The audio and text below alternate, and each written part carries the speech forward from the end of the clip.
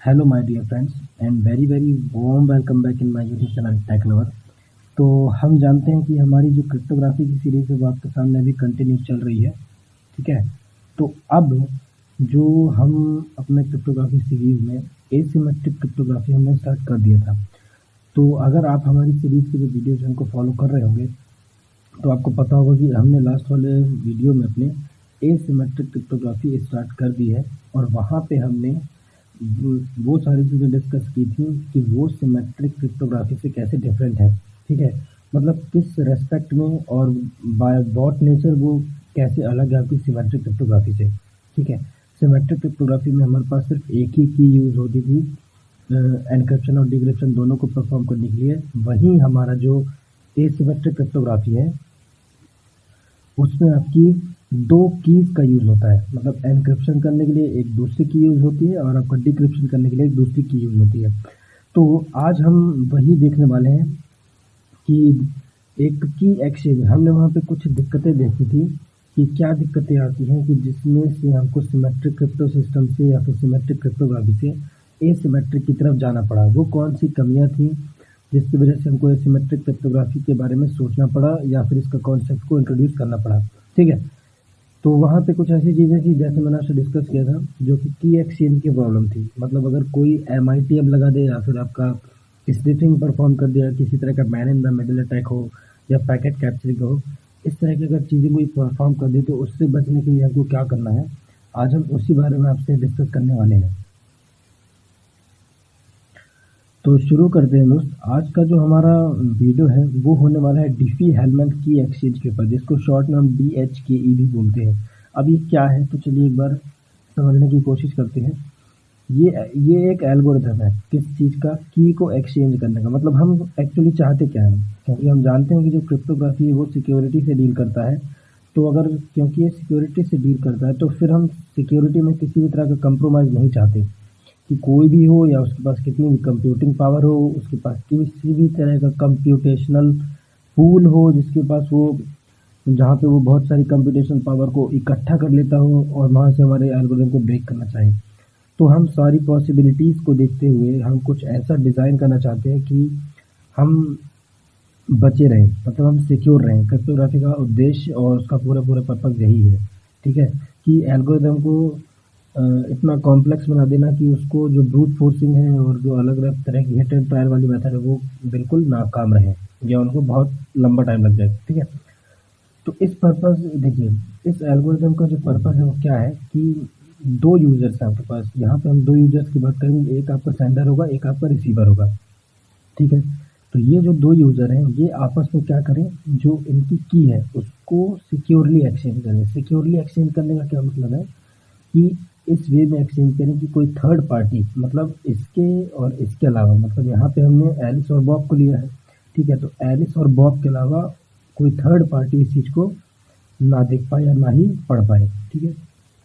तो चलिए हम बात करते हैं सिमेट्रिक एन्क्रिप्शन में हमने क्या देखा था।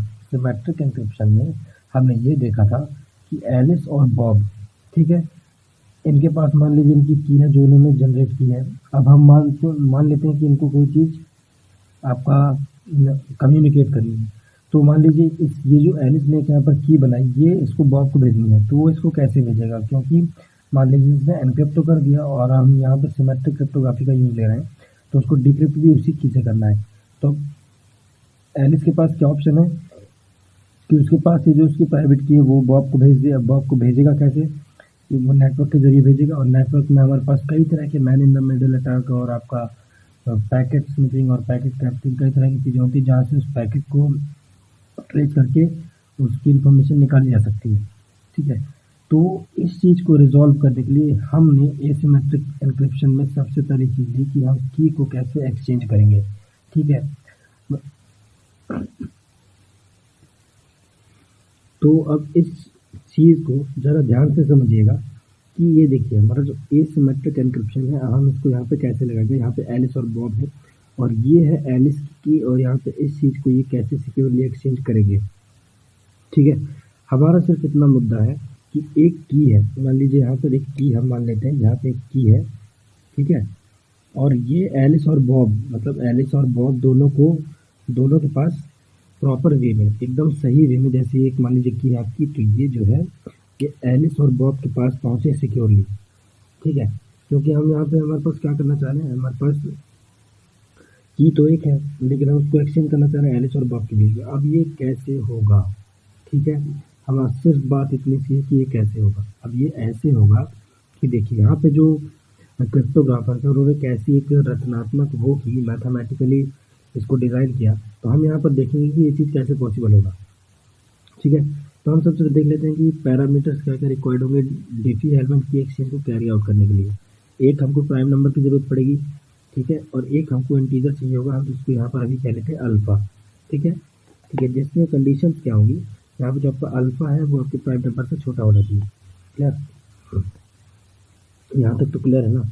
जो पैरामीटर्स हैं कौन कौन से आपको DHKE को जो रिक्वायर्ड है वो आपका एक तो प्राइम नंबर और एक आपका इंटीजर अल्फ़ा। अल्फ़ा आपका प्राइम नंबर से छोटा होना चाहिए, यहाँ तक क्लियर है। अब चलिए आगे देखते हैं। तो दोस्तों ये है पूरी वो मेथड जिससे एलिस और बॉब आपस में की को एक्सचेंज करेंगे, ठीक है। अब सबसे पहले हमको क्या करना है, देखिए एलिस और बॉब जो होंगे ये एक प्राइम नंबर को जनरेट करेंगे, ये अपने एंड पे करेगा और ये अपने एंड पे करेगा, ठीक है। और ये जो भी प्राइम नंबर जनरेट करेंगे वो एक्सचेंज कर देंगे, ठीक है। अभी आप ध्यान से सुनते चलिएगा, क्वेश्चन आपको मैंने बहुत सारे आ रहे होंगे यार कैसे होगा, लेकिन आप बस देखते चलिएगा अभी कि कैसे होगा, ठीक है। तो प्राइम नंबर जनरेट किया, मान लीजिए एलिस ने कर दिया, एलिस ने क्यू प्राइम नंबर जनरेट किया, वो बॉब को उसने भेज दिया, ठीक है। बॉब ने उसको भेजा, तो अब ये जो प्राइम नंबर है दोनों के पास हो गया, क्यू इसके पास भी है, क्यू इसके पास भी है, ये पॉइंट क्लियर है। अब इसके बाद क्या होगा, एलिस किसी एक एल्गोरिथम की मदद से अपनी प्राइवेट की बनाएगा, ठीक है, और बॉब क्यू की मदद से किसी एक एल्गोरिथम की मदद से अपनी प्राइवेट की बनाएगा। यहाँ तक क्लियर है, ठीक है। एलिस की प्राइवेट की और बॉब की प्राइवेट की, ठीक है। अब इसके बाद यहाँ पे कोई मैटर नहीं करता कि कोई अपनी प्राइवेट की को कैसे बना रहा है, लेकिन वो मैथमेटिकल नेचर की होगी, ठीक है। वो मैथमेटिकल नेचर का मतलब डिजिट्स के कंप्राइज होगी, कंप्राइज ऑफ, ठीक है। अब यहाँ पे जो थर्ड स्टेप है इसमें ज़रा देखिएगा, यहाँ पे आपकी लग रही है मॉड्यूलर अरिथमेटिक, जो मैंने आपको शायद सिमेट्रिक क्रिप्टोग्राफी में भी बताया था कि modular arithmetic is the only mathematics जो कि जिसका यहाँ पे इस्तेमाल होने वाला है, ठीक है।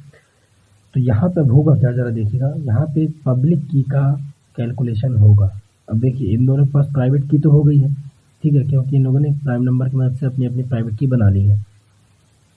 और हम जानते हैं पब्लिक की क्रिप्टोग्राफी में दो तरह की का इस्तेमाल होता है एसिमेट्रिक क्रिप्टोग्राफी, जो कि एक पब्लिक की होती है और एक प्राइवेट की होती है। तो इन दोनों ने क्या किया, अपनी अपनी प्राइवेट की बना ली। अब यहाँ पे जो थर्ड वाला है वहाँ पे ये एलिस अपनी पब्लिक की बनाएगा। वो कैसे बनाएगा देखिए, alpha to the power Alice की जो प्राइवेट की होगी, एलिस अपनी प्राइवेट की मदद से क्या करेगा, अपनी पब्लिक की बनाएगा, ठीक है। और उसका फॉर्मूला क्या है, alpha to the power Alice की प्राइवेट की मॉड क्यू, ठीक है। क्यू आपका प्राइम नंबर है, एलिस ए प्राइवेट क्या है, एलिस की प्राइवेट की, ये फॉर्मूला क्लियर है। और इस तरफ बॉब क्या कर रहा होगा, बॉब भी अपनी बी पब्लिक मतलब पब्लिक की बनाएगा अपनी, उसका भी फॉर्मूला क्या है, सेम है, alpha to the power Bob की प्राइवेट की एंड देन मॉड क्यू, ठीक है। अब यहाँ पे जब आप इस चीज़ को कैलकुलेट करेंगे, तो क्योंकि APR और BPR मतलब एलिस की प्राइवेट की और बॉब की प्राइवेट की दोनों की अलग अलग है, तो होगा क्या, यहाँ पे जो एलिस की पब्लिक की है, ठीक है, और बॉब की पब्लिक की, ये दोनों लोग आपस में ए पब्लिक और बी पब्लिक को चेंज करेंगे। मतलब एलिस अपनी पब्लिक की किसको भेजेगा, बॉब को, और बॉब जो है वो अपनी पब्लिक की किसको भेजेगा, एलिस को, ठीक है। ये क्लियर है। इसको हम देखिए क्लियर टेक्स्ट में भी भेज सकते हैं, क्योंकि इसको भेजने से किसी भी तरह का कोई डिक्रिप्शन परफॉर्म नहीं होगा, पहली बात तो, ठीक है, ठीक है। तो चलिए अब हम नेक्स्ट स्टेप इसका देखते हैं। यहाँ पे फिर क्या होगा, बॉब को क्या मिल जाएगा, एलिस की पब्लिक की मिल जाएगी, ठीक है। एलिस को बॉब की पब्लिक की मिल गई और यहाँ पे बॉब को एलिस की पब्लिक की मिल गई, क्लियर है।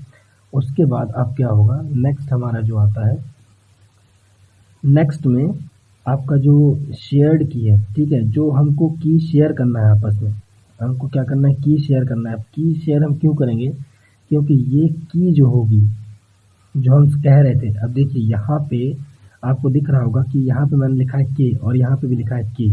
अब देखिए होगा क्या, मैथमेटिक्स का थोड़ा सा एक हिसाब किताब देखिए कि यहाँ पे कितनी तगड़ी मैथमेटिक्स लगी है। यहाँ पे जब ये शेयर्ड की को कैलकुलेट करेगा तो इसका फॉर्मूला क्या होगा, यहाँ पे ये बॉब की पब्लिक की टू दी पावर एल इसकी प्राइवेट की एंड देन मॉड क्यू लगाएगा, ठीक है। और यहाँ पे इस एंड पे बॉब क्या कर रहा होगा, बॉब क्या करेगा, एलिस की पब्लिक की को उठा के बॉब अपनी प्राइवेट की लगाएगा और देन मॉड क्यू करेगा। तो इंटरेस्टिंग वाली बात क्या है, सबसे बड़ी जो है वो ये है कि ये अपने एंड पे जो की जो इसको वैल्यू मिलेगी, जब ये इस चीज़ को इवेल्युएट करेगा, कैलकुलेट करेगा, तो उसको के वैल्यू मिलेगी। और इस तरफ भी जो बॉब है वो जब इस फॉर्मूले को पूरा कैलकुलेट करेगा तो उसे भी के वैल्यू मिलेगी। और हम करना क्या चाह रहे थे, हम यही तो करना चाह रहे थे कि हम दोनों तरफ इक्वल करना चाह रहे थे, मतलब दोनों के पास जो की हो वो कॉमन हो। हमारा मेन उद्देश्य तो यही था ना कि जो दोनों के पास की जा रही है वो कॉमन है। जैसे इसका नाम है की एक्सचेंज है, डिफी-हेल्मट की एक्सचेंज। तो यही वो तरीका है दोस्तों जिसकी मदद से हम एक की को सिक्योरली एक्सचेंज कर पाते हैं बिना किसी थर्ड पार्टी को बताए। यहाँ पे कुछ पैरामीटर्स ऐसे अभी भी हैं जो किसी थर्ड पार्टी को पता चलेंगे, लेकिन उनके पता चलने से वो किसी भी तरह का ब्रूट फोर्स या फाइल्स को डिकोड करना वो नहीं कर सकता है। अब हम ये जो मैंने अभी आपको इक्वेशंस बताई हैं, यहाँ पे जो मॉडल अरिथमेटिक लगी हुई है, हम नेक्स्ट वीडियो में इसके ऊपर बात करेंगे। यहाँ पे एक एग्जांपल लेके बात करेंगे कि ये दोनों वैल्यूज आखिर सेम आती कैसे हैं, ठीक है। तो वीडियोस फ्रेंड्स ज़्यादा लंबा हो रहा है तो हम अपने वीडियो को आज यहीं रोकेंगे। तो आप रिवाइज करते रहिए और अपने कॉन्सेप्ट को क्लियर करते रहिए। और किसी भी तरह की कोई भी आपको डाउट है तो प्लीज़ प्लीज़ प्लीज़ कमेंट करें, ठीक है। कोई दिक्कत नहीं है, बट आप सब्जेक्ट को अच्छे से सीखिए, बस मेरा तो यही मोटो है, ठीक है। तो हम आपसे जल्दी ही मिलते हैं नेक्स्ट वीडियो में, जिसमें कि हम आपसे एज एग्जाम्पल लेके इस इक्वेशन के बारे में बात करेंगे, ठीक है। तो मिलते हैं आपसे जल्दी ही नेक्स्ट वीडियो में, तब तक के लिए गुड बाय।